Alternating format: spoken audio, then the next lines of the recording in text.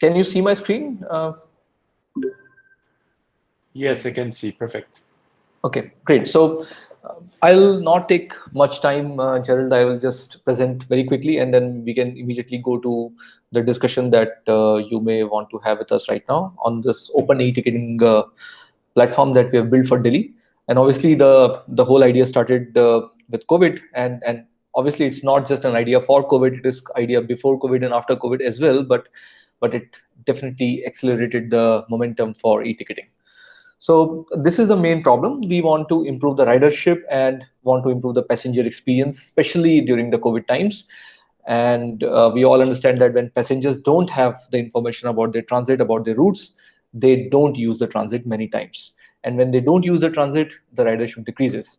And this was the motivation for open transit data, that we have to make the data available for various developers, for various companies, for various apps to disseminate the transit information to the passengers, which will also not only increase the transit information reliability from the passenger point of view, but will also increase the efficiency of the services, because once the data is open, then you can build on top of that to maintain and increase the efficiency.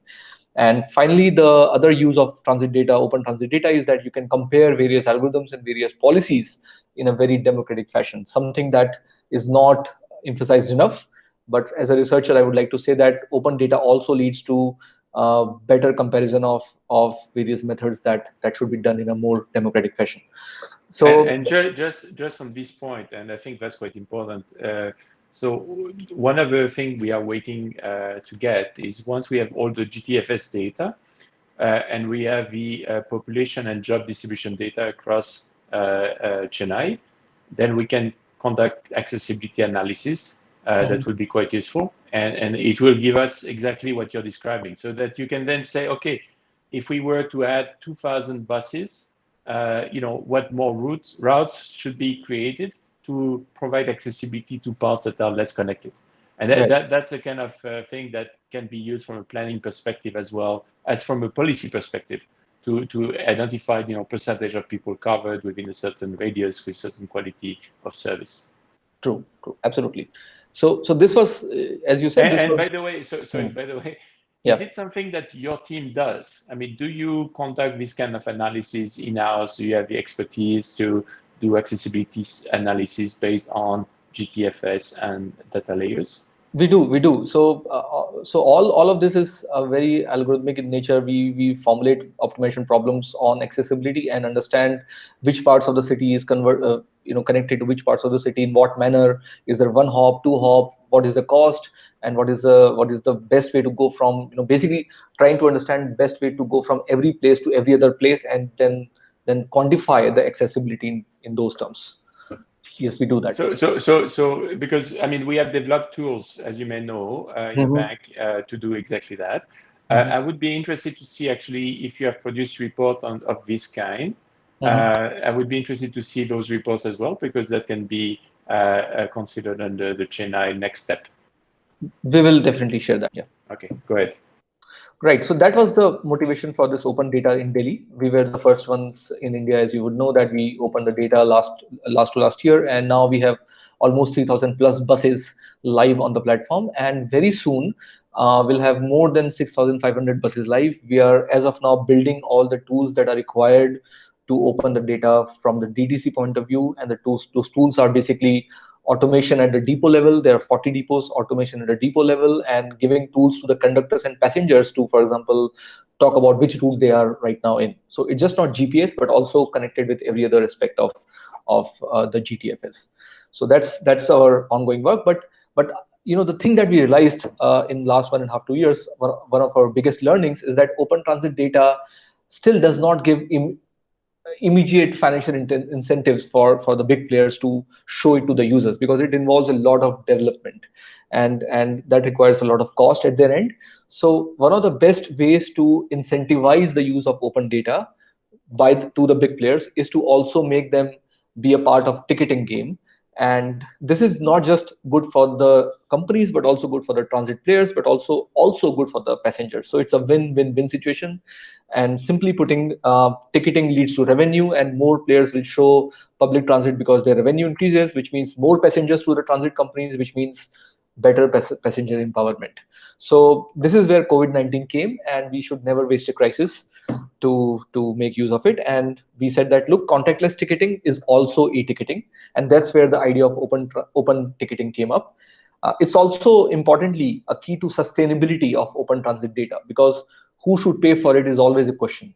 So now we know how to sustain it, because when there is an open data, and if players build tickets on top of that, ticketing platform on top of that, then there's a great incentive for everybody to make sure that the data is of good quality. So that's where open ticketing came. And obviously it's not a great or novel idea. It's already done in buses and trains and flights. So the question is, why not public transit? And the answer is, well, the biggest reason why not in public transit is the availability of data. And because the data is available now, we can do open ticketing. Other advantages of open ticketing is that when we do open ticketing along with open data, there is no need for tendering, because it's open for everybody. So when I say open for everybody, obviously there are some caveats, but in general, it bypasses the need to tender. And tendering is the biggest roadblock in technology in India right now, in putting technology to use in India right now. So there's no need for tendering, and there's no need to pick one vendor versus the other. As long as they satisfy some basic rules, they can do ticketing for the transit. But importantly, the real reason why we should do is the idea of using the distribution network of big players like Google, like MakeMyTrip, like Paytm, because they already have millions and hundreds of millions of users in their platform. We should leverage their distribution platform to increase the information of transit, and that can be done by ticketing. So ticketing is essentially unlocking the use of data. That's the main idea. This is what we suggested to the Delhi government, and they readily agreed. I mean, I have already gone into the advantages of open ticketing, but there's few more advantages. It also saves cost in transaction. There are faster reconciliation, which means less leakage. It is also easy to do multimodal integration when you have one framework with ticketing in it, and obviously it's good for passengers. So what are the main blocks of ticketing, contactless ticketing? Well, there's a QR code scanning, there's a fare discovery, there's a payment, and there's a ticket generation. I will come to all these 4 blocks very soon. So here is how it is done in Delhi right now, and I will come to the rationale behind all these steps very soon. So this is a bus which sends the GPS data. It goes to our open transit data platform in Delhi, and this is where we create APIs on top of this open transit data. Essentially, the user goes inside the bus, it scans a QR code. When it scans a QR code, the information of the bus number plate is then sent to this API, which essentially returns the route information of that bus, its current stop, its termination stop, etc. And now you have a ticket. Now you have a ticket framework available. You can see in the second slide here, in the second image here, that I know when it's in some route, and now the user can simply select the fare that he wants to pay. We will come to the other cases also very soon. And when it selects what fare he has to pay or she has to pay, it goes to our payment framework, which is built on UPI or even other frameworks.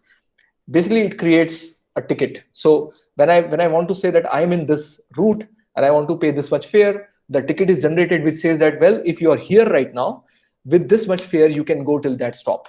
So this is essentially the ticket, right? The source information, the route information, the destination information, and the timestamp, and of course the bus type. So that's the overall framework. I want to come to why we have adopted this framework first. So why QR code? Because QR code in Delhi, for example, in Delhi we have 2 agencies. We have, one is DIMS, another is DTC. So it's very important for reconciliation purpose, for basically who should get the money of the fare of what the user pays. It's very important to understand that. Therefore, this QR is essentially an identification of agency. It is not just an identification of agency, it is also the identification of route at that moment, because a bus changes its route throughout the day. It goes from up to down, even in different routes. So at that time, which route it is in is very important to know. Why is it important to know? Because that is how we understand from the data which stop is that bus in. So it is not, the QR basically essentially provides you 3 purposes: agency, route, and the current location of the bus. It also gives us it also gives us pre-filled information, which becomes very fast and convenient for the passenger to buy the ticket. So with just 2 or 3 clicks, he can buy a ticket. Then, for example, if my route information is available, then I can pre-fill, as I said, I can pre-fill the information in the app, and the user just has to pay the, just has to click the buy button. Now, if the user wants to enter the source and destination information also himself, he can also do that. He can simply write, after scanning the QR code, he can simply write that, hey, I want to go in route 763. I want to go from source stop this to destination stop that, and he can simply buy the ticket. So both the frameworks are available in our framework, in our system, where either user simply presses the fare that he wants to pay, because that is how it is done right now. The user asks the conductor that, hey, I want to go here, what is the fare, and simply pays the fare. Or user can input the source and destination information himself and still pay the fare, discover the fare and pay the fare. Okay, so that's the framework that we adopted. It's very simple. It's built on top of Uber Transit data, and the advantages of this framework is that the ticketing is instant, very fast. It's less than 20 seconds. It actually mimics the real world, but in a much better sense, because you don't have to queue in front of the conductor now. You can simply, there are like 15, 20, maybe even 30 QR pasted around the bus, and you can use any of them. You can also do offline ticketing. We also, because everything is digital now, we also know the seat availability. But one of the cool features that we have introduced is we also know the ETA. We know the ETA from where the passenger boarded, and it is actually dynamic. So as the bus moves, passenger can simply look at his ticket to find out what is the remaining ETA for his destination stop. Then in Delhi, for example, you have Pink Pass, which is basically female buying the ticket for no cost. We have incorporated Pink Pass also in our framework. Finally, you can see the middle image, which has an invalid in it. So the bus, when it reaches the destination, the ticket gets invalid. Essentially, it is also telling the conductor as well as the passenger that, your stop has come, you have to get down now. It also helps in validation from the conductor side, that if there is somebody who has over traveled from his ticket, he can know that. So these are the key features of our framework. And finally, we've deployed this in around 50 plus routes in Delhi with more than 330 buses. My team has trained almost 600 conductors for this purpose. And right now we are looking at 4,000 tickets a day already within like a week of the trial. And just to put this 4,000 number in perspective, BMTC also has this contactless ticketing trial, and they are actually getting 4,000 tickets a day across 5,000 buses. And we are getting these 4,000 tickets just in around 300 buses. So our framework apparently is working better than BMTC as of now. There may be differences, but this is what we can say right now. So we have used our app. It has seen for 50,000 downloads in almost 10 days time. We have sold 45,000 tickets already. And the biggest number, the most important number, is this 34%, the repeat usage. So folks, in just last 10 days, we have seen that folks who have bought ticket, 34% of them have bought tickets again, which is essentially telling us that there is some interest in the users in using this facility and buying tickets using our system. And these are some of the key numbers. So we have almost reached adoption rate of 5% in DIMS buses, around 3.5% in DTC buses. And some routes are very popular and some routes are not so popular. So for example, we see that AC routes are better. Routes which are in the vicinity of Central Delhi and South Delhi are doing better. Routes which are more rural side are not doing as good. So we can also see that adoption is better where you have more per capita income, for example. That is one simple correlation we can draw. So these are the key numbers, and these are some of the plots. But I'll just stop here, Gerald, to take your questions now. Okay, great. And I see Nikhil has joined, so we can have a broader conversation. I mean, I think, certainly solutions like this are quite interesting to look into. The first question I would have is, we have seen quite a few